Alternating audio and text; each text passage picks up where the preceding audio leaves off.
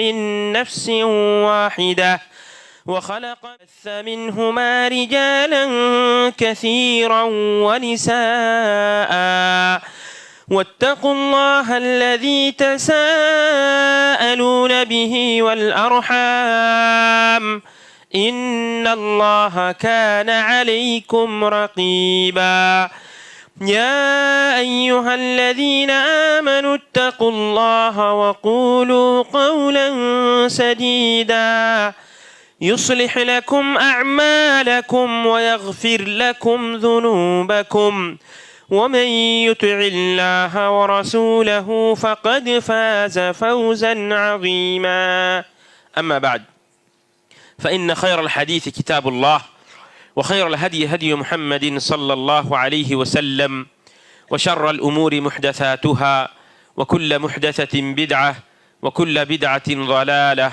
وكل ضلالة في النار أما بعد فقد أرشد الباري في محكم تنزيله ومن أحسن قولا ممن دعا إلى الله وعمل صالحا وقال إنني من المسلمين رب اشرح لي صدري ويسر لي أمري واحلل عقدة من لساني يفقه قولي رب زدني علما اللهم علمنا ما ينفعنا وزدنا علما আজকে সভার সম্মানীয় সঞ্চালক মহাশয়, আমার সামনে বসে থাকা অত্র এলাকার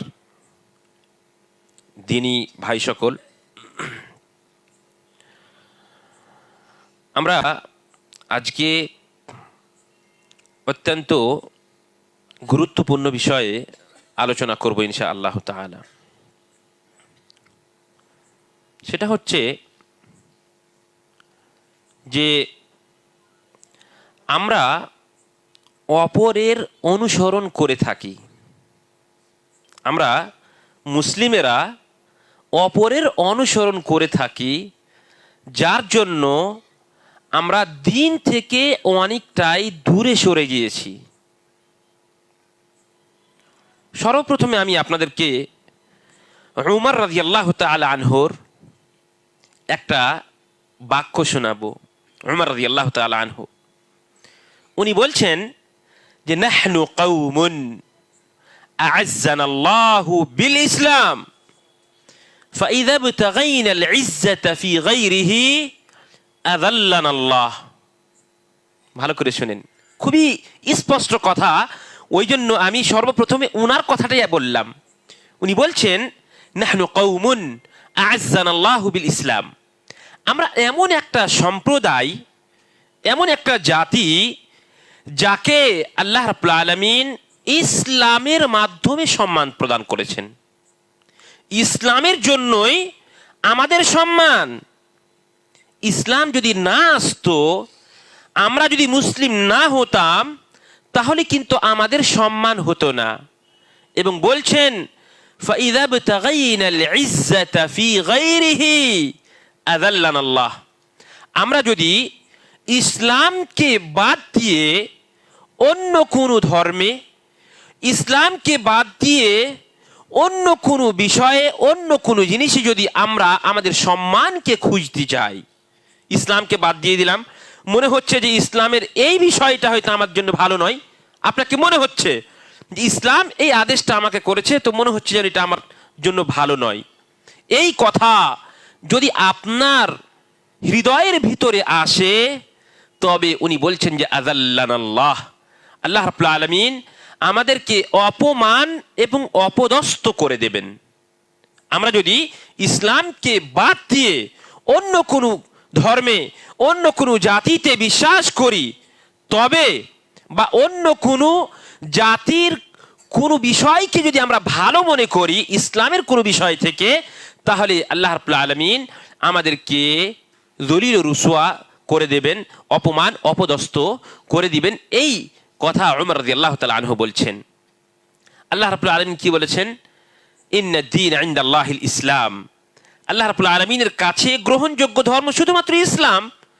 ইসলাম ছাড়া অন্য কোনো ধর্ম আল্লাহর কাছে গ্রহণযোগ্য মোটেই নয়।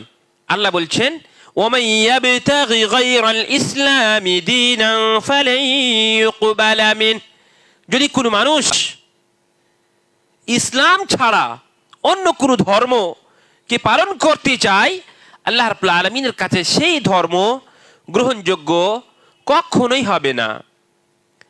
আল্লাহ রাব্বুল আলামিন কোরআনের মধ্যে একাধিক জায়গাতে বলেছেন, ওয়ামা কানা লিমুমিনিন ওয়ালা মুমিনাতিন ইযা কাযাল্লাহু ওয়া রাসূলুহু আমরান আন ইয়াকুনা লাহুমুল খিয়ারাতু মিন আমরিহিম।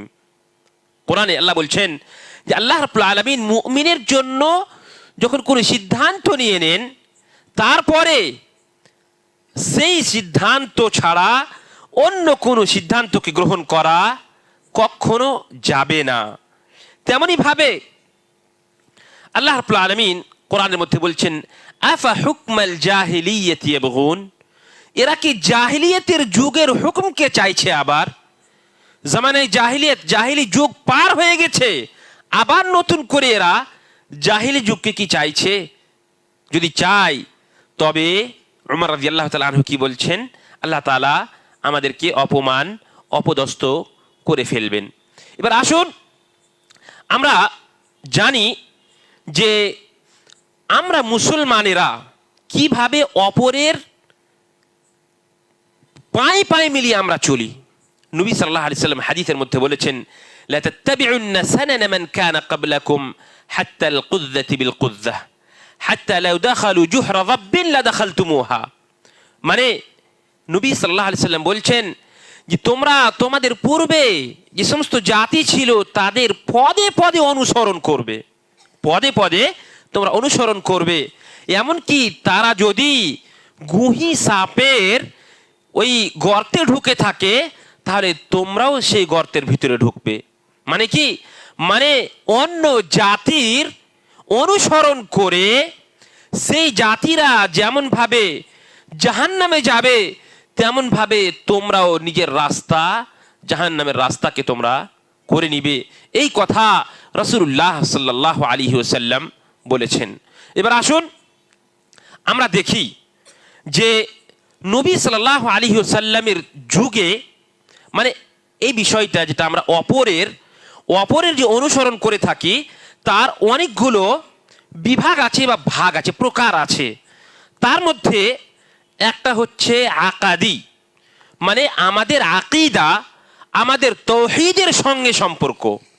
যেমন উদাহরণ দিচ্ছি আপনারাকে, এখন আমরা যেহেতু যে দেশে বসবাস করছি, এই দেশে অমুসলিমেরাও বসবাস করছে, অমুসলিমদের সঙ্গে আমরা বসবাস করছি। তো অনেক সময় দেখবেন যে অমুসলিমেরা আপনাকে নমস্কার বলে না? তো আপনিও তখন কি করেন, অনেক সময় অজানাতে নমস্কার বলে থাকেন আপনিও। অথবা আপনি হয়তো কোনো অমুসলিম বড় ব্যক্তিত্বের কাছে গেলেন, কোনো অফিসে গেলেন, কোনো আদালতে গেলেন, সেখানে আপনি দেখতে পাচ্ছেন যে অমুসলিম একটা বড় অফিসার বসে আছে। সেখানে আপনি সঙ্গে সঙ্গে নমস্কার বলে ঢুকার চেষ্টা করলেন। আপনি কি জানতে পারলেন যে এর মাধ্যমে আপনি আপনার তাওহীদের, আপনার আকীদার কত বড় ক্ষতি করলেন? আপনি কি জানতে পারলেন? দেখেন, সাজদা, এই সাজদা মাথা নত করা, এটা হচ্ছে মূল ইবাদত, গুরুত্বপূর্ণ ইবাদত। এই মাথা নত করা পৃথিবীর কোনো মানুষের কাছে, কোনো পীরের কাছে, কোনো মুর্শিদের কাছে, কোনো ওয়ালির কাছে, কাউরি কাছে কি মাথা নত করা যাবে? কাউরি কাছে মাথা নত করা যাবে না। কিন্তু আপনি নমস্কার বললেন, এর মানে কি? এর মানে হচ্ছে যে আমি আপনার সামনে আমার মাথাকে নত করছি, এটা বললেন। তাতে ভুল কাজ করলেন তো আপনি। তো এই যে আকাদি ভুলগুলো আছে, এই ভুলগুলো আমরা অনেক সময় করে থাকি। তেমনই ভাবে আপনারা দেখবেন, নাউযুবিল্লাহি মিন যালিক, আল্লাহ তাআলা আমাদেরকে বাঁচিয়ে রাখুন। অনেক সময় হয় কি, আপনাকে আল্লাহ তাআলা সম্মান প্রদান করেছেন, সমাজের বুকে আপনি একজন মূল্যবান ব্যক্তি। এবার অনেক সময় হয় যে অমুসলিমদের যে সমস্ত অনুষ্ঠান হয়, সেই অনুষ্ঠানে আপনাকে আমন্ত্রণ করা হয়েছে, আপনি যাচ্ছেন, সেখানে বুথ আছে, সেখানে অনেক সময় ওই ফিতা কেটে, আর অনেক সময় দেখবেন যে মোমবাতি জ্বালিয়ে ওই উদ্বোধন করা হয়। এগুলো দেখেছেন কি দেখেননি আপনারা? তো অনেক সময় আপনারা হয়তো ইউটিউবে দেখে হবেন, ভিডিওতে দেখে হবেন যে কিছু উলামায়ে কেরামেরা পর্যন্ত টাকার জন্য শুধুমাত্র তার ঈমানকে বিক্রি করে এই মন্দিরের ওখানে গিয়ে ফিতা কাটছে। তাহলে বলেন তো এইভাবে কি তার ঈমান কি সুস্থ বা সঠিক থাকতে পারে? কোনো মতেই সম্ভব নয়। এটাকেই তো লাত আর উজ্জার কথা বলা হয়েছে। সুতরাং আল্লাহ রাব্বুল আলামিন বলছেন, আফারাইতুমুল লাত ওয়াল উজ্জা ওয়া মানাতাস সালিসাতাল উখরা আলাকুমুয যাকারু ওয়া লাহুল উনসা তিলকা ইযান কিসমাতুন গীজা। এগুলো কি আল্লাহ তাআলা বলেছেন। লাত উজ্জা এদের যেমন ভাবে তারা অনুসরণ করেছিল, আমাদের মুসলিমদের মধ্যে কিছু মানুষ আছে যারা অমুসলিমদের সম্পূর্ণভাবে কৃষ্টি কালচারকে নিজের জীবনে বাস্তবায়ন করার চেষ্টা করছে। আপনাকে আমি আমাদের দেশেরই একটা রাজ্যের কথা বলছি। আপনারা কেরালা গেছেন, কেউ কেরালাতে অবশ্যই কাজ করতে গেছেন। আপনারা দেখে হবেন যে কেরালার মানুষেরা, ভালো করে কথাটা শুনেন, কেরালাতে মুসলিমেরা সচ্ছল কি সচ্ছল নয়? তারা আর্থিকভাবে সচ্ছল, তাদের ব্যবহার চরিত্র ভালো কি ভালো নয়? তাদের ভিতরে আমাদের থেকে সততা বেশি আসে না নেই? তাদের ভিতরে আমানতদারি বেশি আছে না নেই? সৌদি আরবের বুকে যদি আপনারা যান তবে দেখতে পাবেন যে ভারতবর্ষের মানুষকে, মুসলিমদেরকে অন্যান্য দেশের মুসলিম থেকে তারা বেশি ভালোবাসে। তার একমাত্র কারণ যে কেরালার একটাও কোনো বাড়ি এমন পাবেন না যে বাড়ির কোনো না কোনো মানুষ, মানে গালফ কান্ট্রিতে, সৌদি আরব হোক অথবা বাহরাইন হোক, কুয়েত হোক, কাতার হোক, কোনো জায়গাতে অবশ্যই অবশ্যই ওরা কাজ করছে এবং ওরা হচ্ছে আমানতদার। ওই জন্য তাদেরকে আপনারা দেখতে পাবেন যে তারা বড় বড় ওহদাতে তারা কাজ করে। মাশাআল্লাহ, সৌদি আরবের বুকে এটা আর কি তাদের খুব সম্মান। এবং কেরালার মাটিতে আপনারা অবশ্যই অবশ্যই দেখা হবেন যে ওখানে মুসলিম আর অমুসলিমদের মধ্যে আপনি পার্থক্য করতে পারবেন না।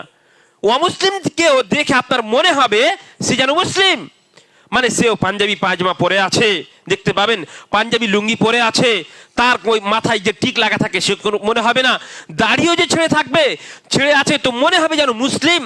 তেমনই ভাবে এমনকি ওখানকার মহিলাদেরকে পর্যন্ত, অনেক মহিলাদেরকে আপনি দেখতে পাবেন অমুসলিম মহিলারা বোরকা পরছে, অনেক অমুসলিম মহিলারা বোরকা পরছে।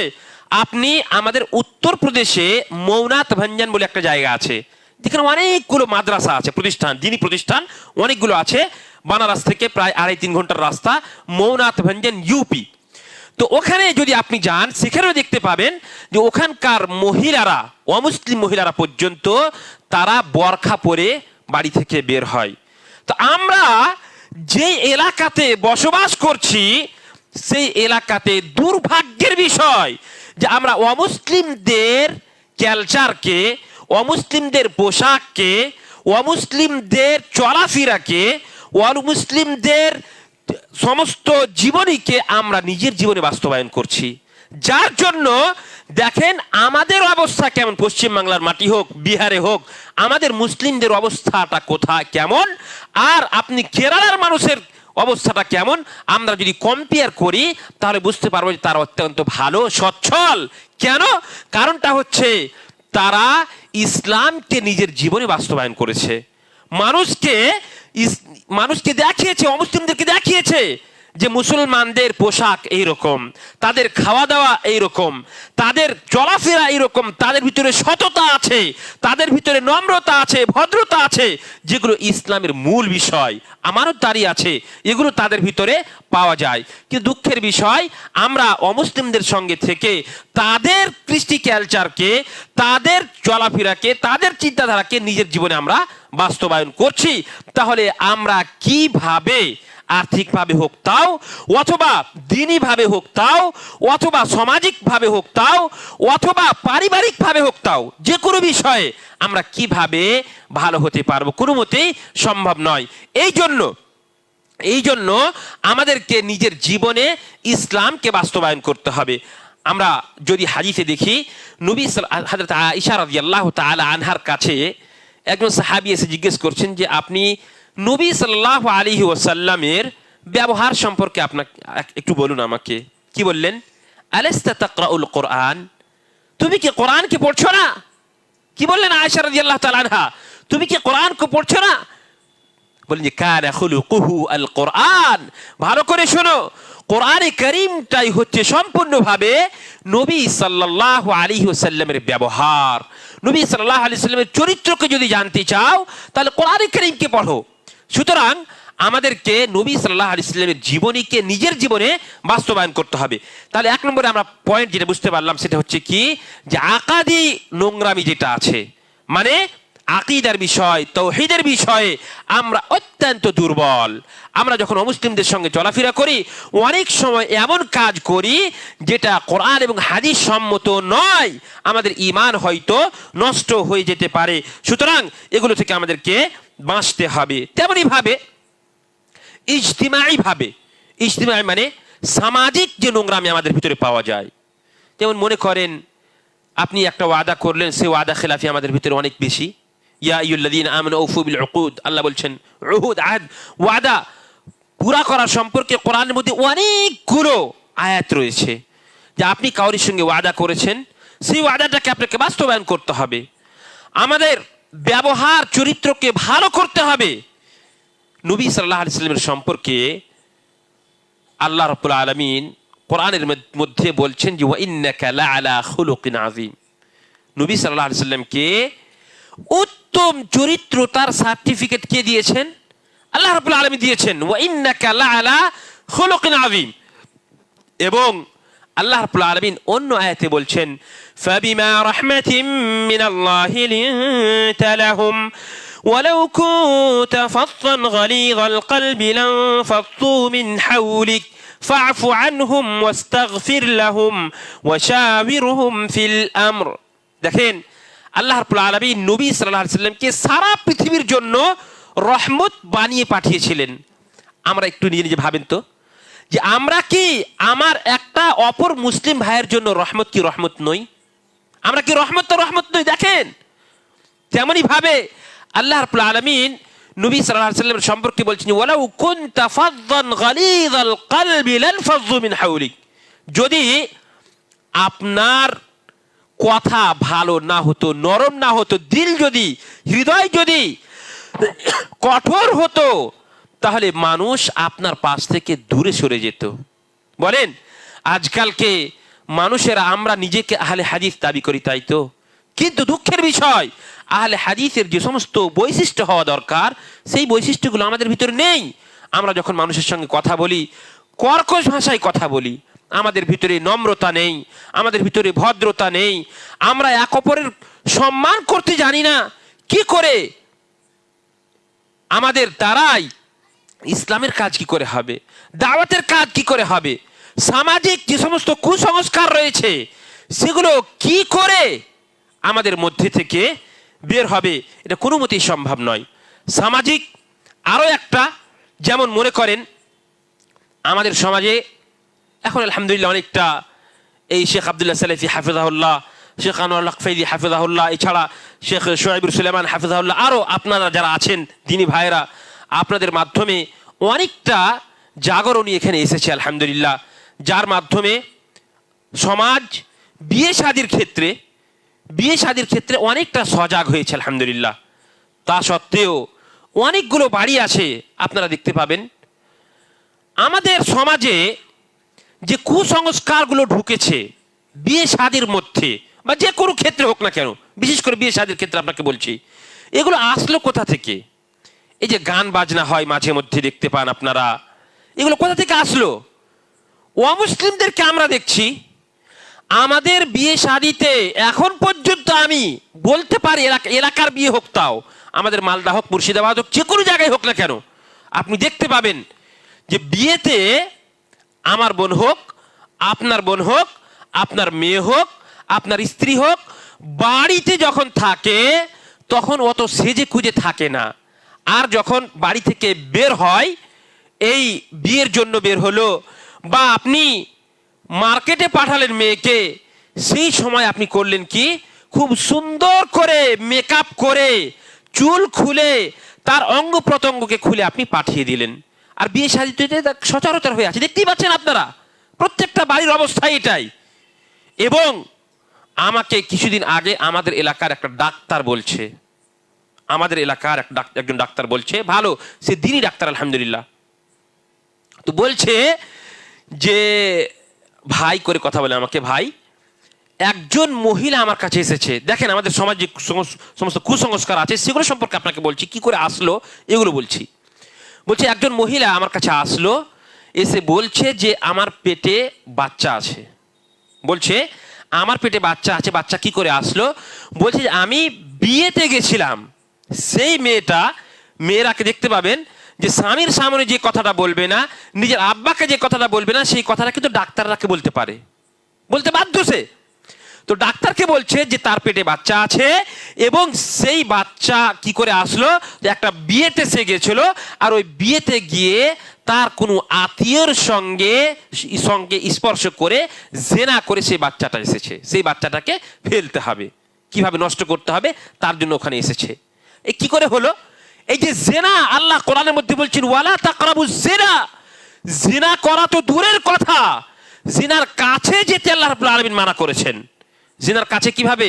বিয়ে শাদীর মাধ্যমে যে সমস্ত বেপর্দা আর বেহায়াই আমাদের সমাজে প্রচলিত আছে, এগুলোর মাধ্যমে আমরা আমাদের বোনদেরকে, আমাদের মেয়েদেরকে জিনার কাছে পৌঁছে দিচ্ছি, পাঠিয়ে দিচ্ছি। আমরা দায়ীকে, দায়ী হচ্ছি আমরাই। ভালো করে শুনেন, এগুলো আসলো কি করে? এগুলো আসছে, আপনি মাঝে মধ্যে অমুসলিমদের বিয়েকে দেখতে পাচ্ছেন যে তারা কিভাবে নাচ গান করছে, তারা কিভাবে বেপর্দা হয়ে যাচ্ছে। আপনি আপনার মেয়েকে, আপনার বোনকে সেই সমস্ত জায়গাতে ঘুরতে নিয়ে যাচ্ছেন, দেখাচ্ছেন, আর তারও ইচ্ছা হচ্ছে যে সে তাকে আল্লাহ রাব্বুল আলামিন যে সৌন্দর্য প্রদান করেছেন সেই সৌন্দর্য অপরকে দেখাবে। তো অমুসলিমদের কৃষ্টি কালচার আপনার ভিতরে, আমার ভিতরে প্রত্যেকটা রগে রগে ঢুকে গেছে, যার জন্য আমাদের সমাজ অত্যন্ত পদতলিত এবং অত্যন্ত লাঞ্ছিত এবং অপমানিত সমাজ হয়ে পড়েছে। যেই সমাজকে আল্লাহ রাব্বুল আলামিন সর্বের সেরা করে তৈরি করেছিলেন এবং পাঠিয়েছিলেন এই জাতিকে, যে এরা নিজের জীবনে কোরআনকে বাস্তবায়ন করবে, এরা ভালো হবে, হাদিসকে বাস্তবায়ন করবে, নবী সাল্লাল্লাহু আলাইহি ওয়াসাল্লামের জীবনীকে নিজের জীবনে বাস্তবায়ন করবে, এই সমাজ কোরআন এবং হাদিস থেকে অনেক দূরে সরে গেছে। আর একটা কথা শুনেন, যখনই কোনো জায়গাতে একটা, মনে করেন এই গ্লাসটা আছে, এই গ্লাসের ভিতরে যদি আপনি পানি ঢুকিয়ে দেন, পানি দেওয়ার পরে আপনি যদি বলেন যে আরো এক ফোঁটা পানি দিব, তো এখান থেকে এর ভিতরে যে পানিটা আছে সেই পানিটা পড়বে কি পড়বে না বাইরে? অবশ্যই পড়ে যাবে। তো শুনেন, সুন্নাত, ইসলামটা হচ্ছে পরিপূর্ণ, সুন্নাতটা হচ্ছে পরিপূর্ণ সম্পূর্ণভাবে। আর আপনি যদি এর ভিতরে এক চুল পরিমাণ মনে করেন যে কোনো কিছু ঢুকাবো, তাহলে সেটা বিদআত হবে, আর এই বিদআত হবে, আর এখান থেকে সুন্নাতটা এখান থেকে সরে যাবে। তো আমাদের সমাজে যখনই কোনো একটা সুন্নাত এখান থেকে বিদায় নিবে, একটা সুন্নাত যখন বিদায় নিবে, তো সেখানে অটোমেটিক একটা বিদআত আসবেতে কোনো সন্দেহ নেই। অমুসলিমদের কৃষ্টি কালচারের মধ্যে যেমন এই নিউ ইয়ার আসছে, নতুন বছর আসছে 1 জানুয়ারি, তেমনই ভাবে বাংলাতে 1 বৈশাখ আপনারা দেখেছেন, অনেকগুলো কোম্পানি 1 বৈশাখে তারা খুশি মানায়, তারা মিষ্টি মিষ্টানোর আলাদা করে ব্যবস্থাপনা করে। অনেকগুলো কোম্পানি আবার আছে যারা দুয়ার, বিশেষ করে ইজতিমায় সম্মিলিত দুয়া, মানে কিছু খাবে, কোরআন তিলাওয়াত করবে, আর এই সম্মিলিত দুয়া মোনাজাত করবে, এগুলোও আছে। সেটা 1 বৈশাখে হয়, আবার এই 1 জানুয়ারিতে হয়। এগুলো আসলো কোথা থেকে? 1 জানুয়ারি অথবা 1 আপনার বৈশাখ, এগুলো তো ইসলামের মধ্যে কোনো কিছু আছে? কোনো কিছুই নেই এগুলো। কিন্তু অমুসলিমেরা যেহেতু এই দিনগুলোতে আনন্দ ভোগ করে, এই দিনগুলোতে খুশি পালন করে, তার জন্য আমরাও তাদের পায়ে পা মিলিয়ে, তাদের কাঁধে কাঁধ মিলিয়ে তারা যেভাবে খুশি পালন করে, আনন্দ ভোগ করে, আমরা মনে করি যে আমরা কেন এই আনন্দ ভোগ করব না, বা আনন্দ পালন করব না, আনন্দিত হব না, এই মনে করি আমরা। আর আমরাও তাদের সঙ্গে এই বিদআত এবং খুরাফাত, অনেক সময় শিরক পর্যন্ত এ সমস্ত কাজ পৌঁছে যায়, আর আমরা আনন্দ ফুর্তি করে থাকি। অথচ ইসলামের মধ্যে কটা খুশির দিন আছে? 2টো দিন আছে। দুটো ছাড়া তৃতীয় কিন্তু খুশির দিন আর নেই। মুসলিমদের প্রত্যেকটা দিন খুশির দিন।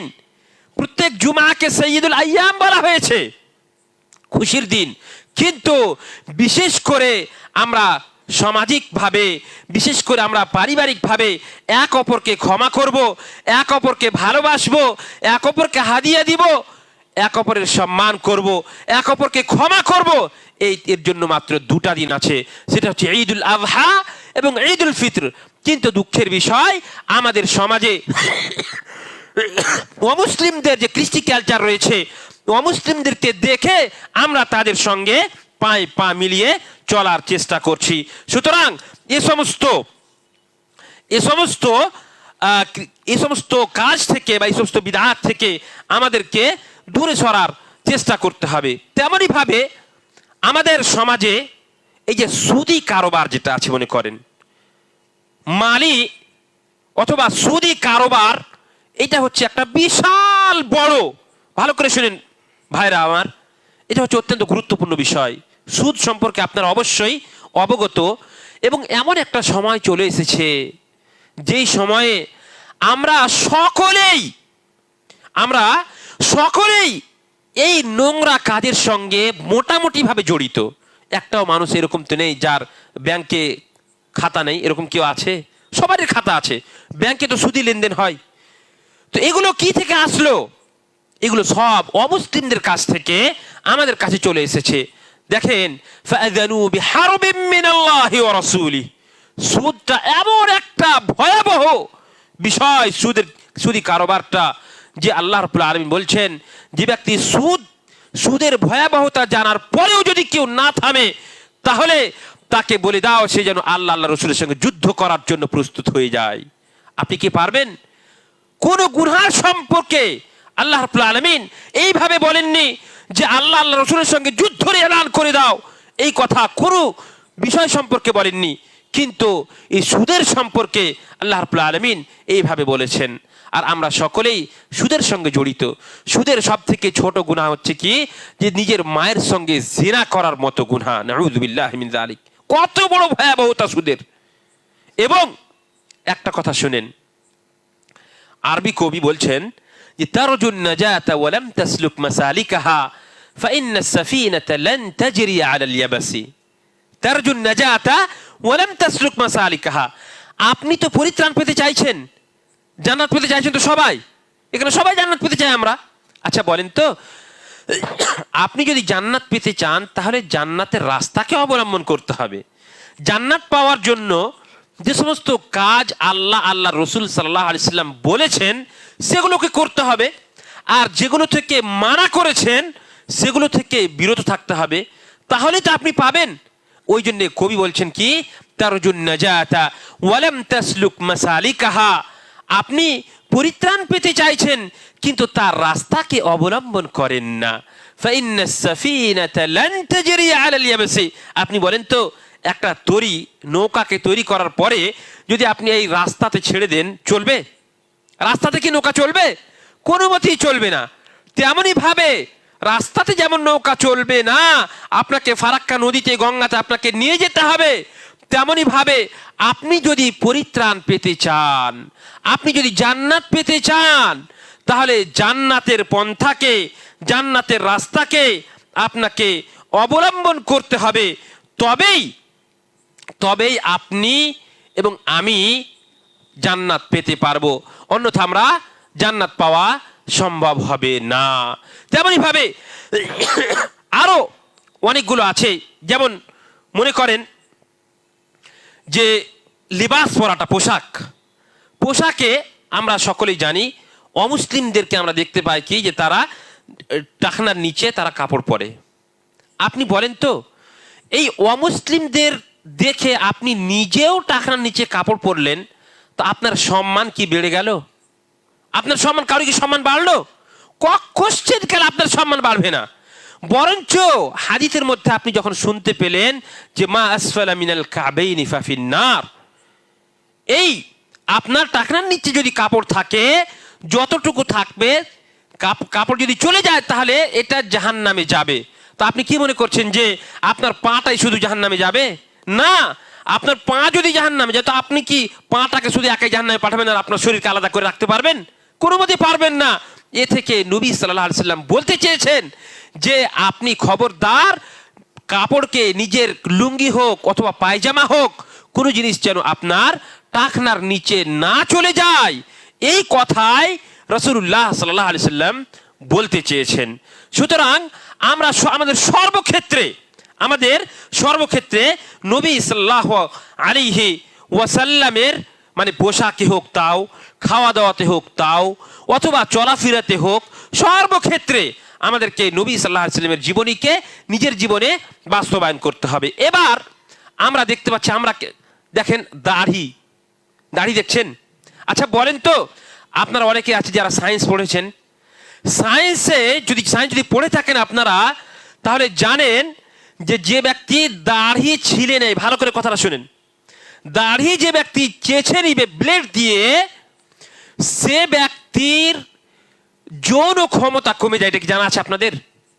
দাড়ি যদি কেউ চাঁচে তাহলে তার যৌন ক্ষমতা পর্যন্ত কমে যায় এবং তার যে হরমোনগুলো রয়েছে এগুলো নষ্ট হয়ে যায়, তার চেহারা তাড়াতাড়ি খারাপ হয়ে যাবে, তার চেহারা সৌন্দর্যটা নষ্ট হয়ে যাবে।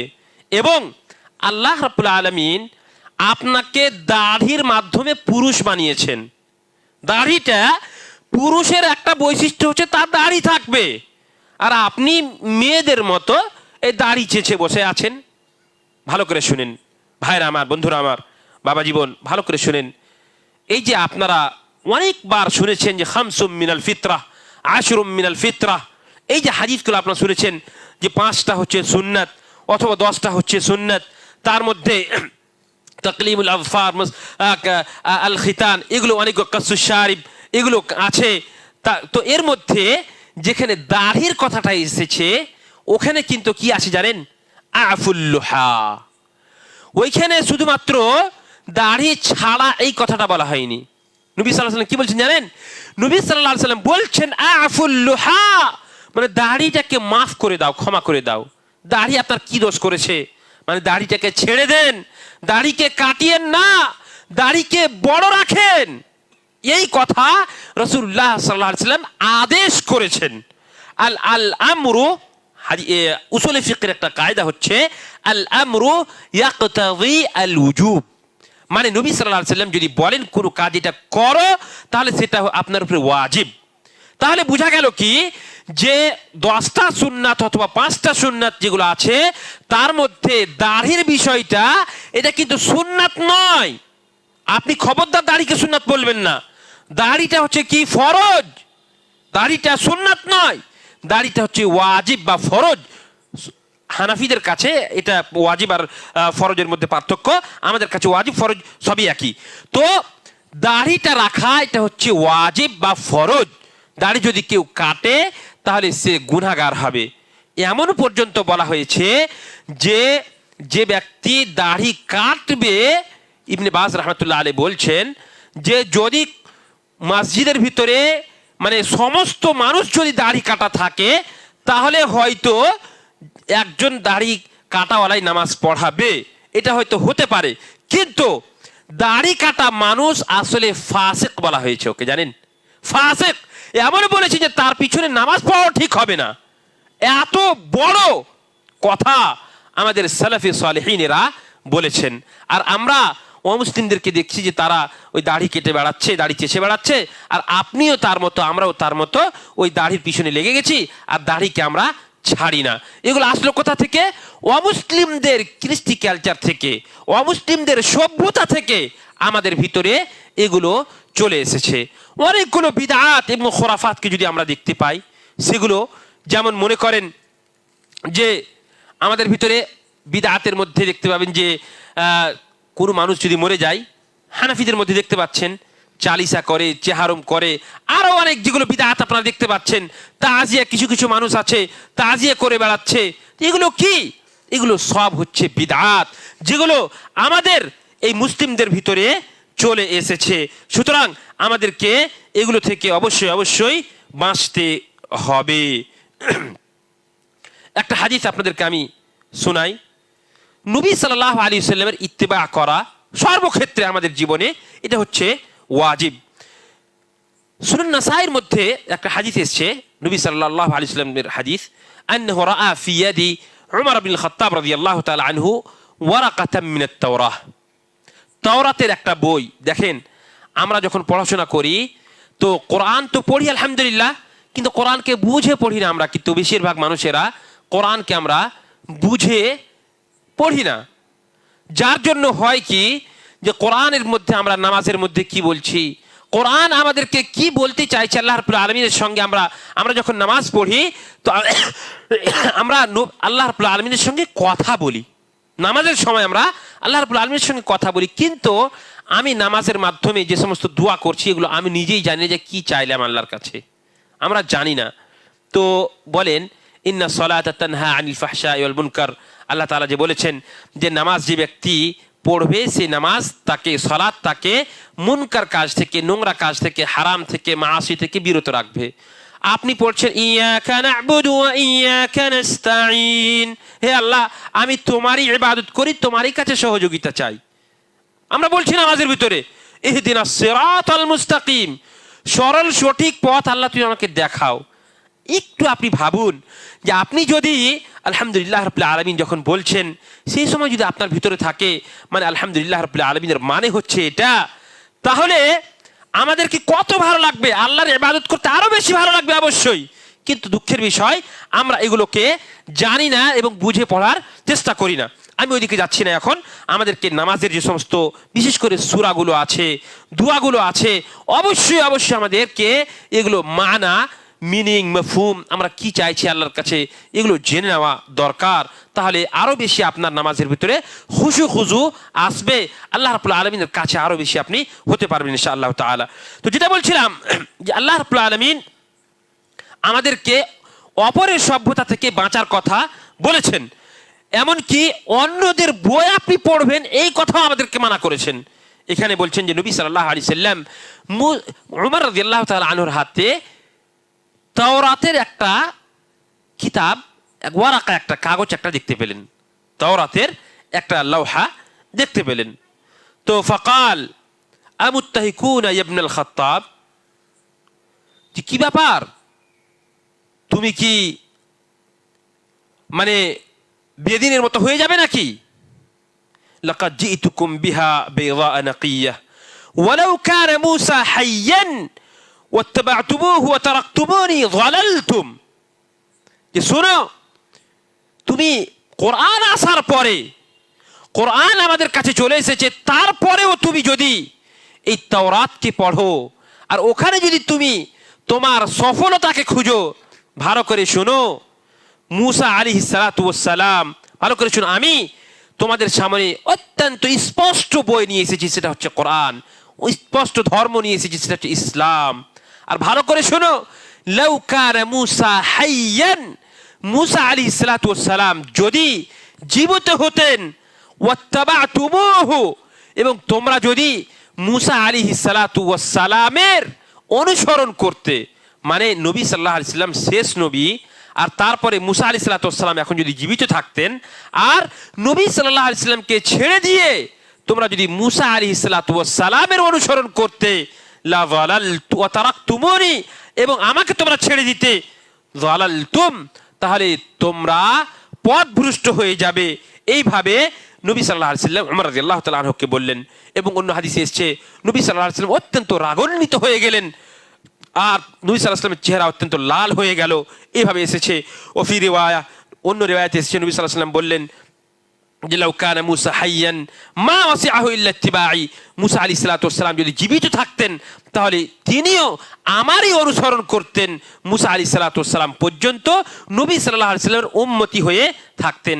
সঙ্গে সঙ্গে কি বললেন দেখেন, সব সময় সাহাবায়ে কেরামেরা চেষ্টা করতেন যে আল্লাহর রাসূল সাল্লাল্লাহু আলাইহি সাল্লাম যেন কোনো সময় রাগান্বিত না হয়ে যান, কাউরি মানে নবী সাল্লাল্লাহু আলাইহি সাল্লাম কাউরি কাছ থেকে কষ্ট পাবেন এই জিনিসটা কোনো মতেই কোনো সাহাবী চাইতেন না। সাথে সাথে উমর রাদিয়াল্লাহু তাআলা আনহু বললেন, রাদিতু বিল্লাহি রাব্বা, আমি আল্লাহকে রব মনে করে সন্তুষ্ট হয়ে গেলাম। ওয়াবিল ইসলামে দীনা, এবং দিন ইসলাম কি থেকে আমি সন্তুষ্ট হলাম, দিনকে ইসলামকে দিন বলে গ্রহণ করলাম এবং ওয়াবি মুহাম্মাদিন সাল্লাল্লাহু আলাইহি ওয়াসাল্লাম নবিয়া, নবী সাল্লাল্লাহু আলাইহি ওয়াসাল্লামকে আমি, মুহাম্মদ সাল্লাল্লাহু আলাইহি ওয়াসাল্লামকে আমি নবী বলে মেনে নিলাম। এই কথা উমর রাদিয়াল্লাহু তাআলা আনহুর সাথে সাথে বললেন। এ থেকে কি বোঝা গেল? যদি আমাদের মধ্যে যদি কোনো মানুষ অমুসলিমদের সভ্যতাকে যদি কোনোভাবে একটু নিয়ে থাকে, আর আপনার সামনে আজকে স্পষ্ট হয়ে গেল যে অমুসলিমদের যে সমস্ত সভ্যতা আছে, কৃষ্টি কালচার আছে, তাদের যে চলাফেরার পদ্ধতি রয়েছে, সেগুলো থেকে আমাকে দূরে থাকতে হবে। তাদের আকীদা থেকে, তাদের বিশ্বাস থেকে আমাদের আকীদাকে বাঁচাতে হবে। তাদের ভিতরে যে সমস্ত নোংরামি আছে সেগুলো থেকে আমাকে বাঁচতে হবে। লোকমান হাকিম, লোকমানকে ইমাম বুখারী রাহমাতুল্লাহ আলাইহি উনি নবীর মধ্যে গণনা করেছেন। তো লোকমান আলাইহিস সালাতু ওয়াস সালাম, ওনাকে জিজ্ঞেস করা হলো যে আপনি যে এত বড় হাকিম, তার নামে একটা সূরাও আছে, আপনারা জানেন তিনি তার ছেলেকে অনেকগুলো ওসিয়ত করেছিলেন, সেগুলোর দিকে আমি যাচ্ছি না।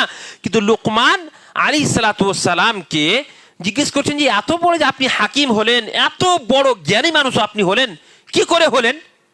আপনার কাছে এই জ্ঞানটা কি করে আসলো? উনি কি উত্তর দিয়েছিলেন জানেন? উনি বলছেন যে আমি যখন কোনো বেওকুফ মানুষকে দেখতাম, কোনো পাগলকে দেখতাম, কোনো মুনকারকারীকে দেখতাম, কোনো গুনাহগারীকে দেখতাম, তো আমার দিল বলতো যে এই লোকটা ভুল কাজ করছে।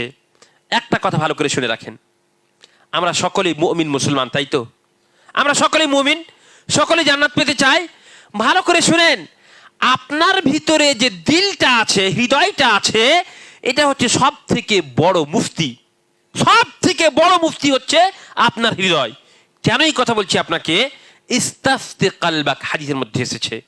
আপনি যখনই কোনো কাজ করতে যাবেন, যখনই আপনি কোনো কাজ করতে যাবেন, আপনার হৃদয়কে জিজ্ঞেস করেন এই কাজটা করব কি করব না। আপনারা যেহেতু মুমিন, আপনারা যেহেতু মুসলমান, আপনাদের ভিতরে ঈমান আছে, সুতরাং যখনই আপনি কোনো গুনার কাজ করতে যাবেন, আপনার ঈমান, আপনার হৃদয়, আপনার দিল আপনাকে বাধা দিবে। এই সম্পর্কে রাসূলুল্লাহ সাল্লাল্লাহু আলাইহি ওয়াসাল্লাম বলেছেন, আল ইসমু মা হাকা ফি সাদরিকা ওয়া কারিহতা আন ইয়াত্তালি আলাইহিন নাস। প্রত্যেকটা মানুষের দিলের হৃদয় আল্লাহ তাআলা দিয়েছেন এবং হৃদয়ের ভিতরে এই বৈশিষ্ট্য দিয়ে সে ভালো মন্দকে ভালো মন্দের মধ্যে পার্থক্য করতে পারে, এই বৈশিষ্ট্য আল্লাহ তাআলা দিয়েছেন। আর গুনহার কাজ হচ্ছে কি, যে আপনার বিবেকে বাঁধবে। আপনি মুমিন তো, আপনি অমুসলিমদের সভ্যতাকে নিজের জীবনে যখন বাস্তবায়ন করতে যাবেন, আপনি কোনো জিনিসকে আপনি যখন করতে যাবেন, সঙ্গে সঙ্গে আপনি নমস্কার করতে যাবেন। আপনি সকালে এই কি বলছে যে এখন নিউ ইয়ার আসছে, এর যখনই আপনি যদি এটাকে পালন করতে চলে গেলেন, খুশি মানাতে চলে গেলেন অমুসলিমদের সাথে, আপনার বিবেকে বাঁধবে, আপনার বিবেকে বাঁধবে, আপনার হৃদয় বলবে যে না, খবরদার, এই কাজ করা চলবে না। আর যদি আপনি চলে যান, তাহলে কমপক্ষে আপনার হাকা ফি আল ইসমা হাকা ফি সাদরিক ওয়া কারিহতা আন ইয়াত্তালি আলাইহিন নাস, আপনি অপছন্দ করবেন যে এই কাজটা করতে আমাকে কেউ দেখছে না তো, এই কাজটা করতে আমাকে দেখছে না তো। এই রকম কথা যখনই আপনার হৃদয়ের ভিতরে আসবে, তখনই আপনি বুঝতে পারবেন যে আপনি ভুল কাজ করছেন। সুতরাং আপনাকে সঙ্গে সঙ্গে সেই কাজটা থেকে বেঁচে যেতে হবে। আমি আমার কথার দীর্ঘায়ু করছি না। আল্লাহ রাব্বুল আলামিনের কাছে দোয়া করি, আল্লাহ তাআলা যেন আমাদের সকলকেই অমুসলিমদের সভ্যতা থেকে বাঁচার তৌফিক প্রদান করেন। আমিন। আমরা যেন সমস্ত প্রকার বিদআত থেকে, খোরাফাত থেকে, শিরক থেকে যেন বাঁচতে পারি, তার তৌফিক প্রদান করেন। আমিন। আমরা যেন তাওহীদকে নিজের জীবনে বাস্তবায়ন করতে পারি, তার তৌফিক প্রদান করেন। আমিন। আমরা যেন নেক কাজ করতে পারি এবং ইহকাল ও পরকালের যত সফলতা আছে, সেই সফলতাকে যেন অর্জন করতে পারি, তার তৌফিক প্রদান করেন। আমিন। আমরা যেন নবী সাল্লাল্লাহু আলাইহি ওয়াসাল্লামের জীবনীকে নিজের জীবনে বাস্তবায়ন করতে পারি, তার তৌফিক প্রদান করেন। আমিন। আমরা যেন আমাদের মা ও বোনদেরকে, আমাদের মেয়েদেরকে পর্দানাশী বানাতে পারি, তার তৌফিক প্রদান করেন। আমিন। আমরা যেন ইসলামী শিক্ষায় সুশিক্ষিত হতে পারি, তার সাথে সাথে জেনারেল শিক্ষাকেও যেন আমরা আগে বাড়তে পারি, তার আল্লাহ তাআলা তৌফিক প্রদান করেন। আমিন। আমরা যেন সকলেই যেন জান্নাত পেতে পারি, তার আল্লাহ তাআলা তৌফিক প্রদান করেন। আমিন। ওয়া আখিরু দাওয়ানা আনিল হামদুলিল্লাহি রাব্বিল আলামিন। وصلى الله على نبينا محمد والسلام عليكم ورحمة الله وبركاته.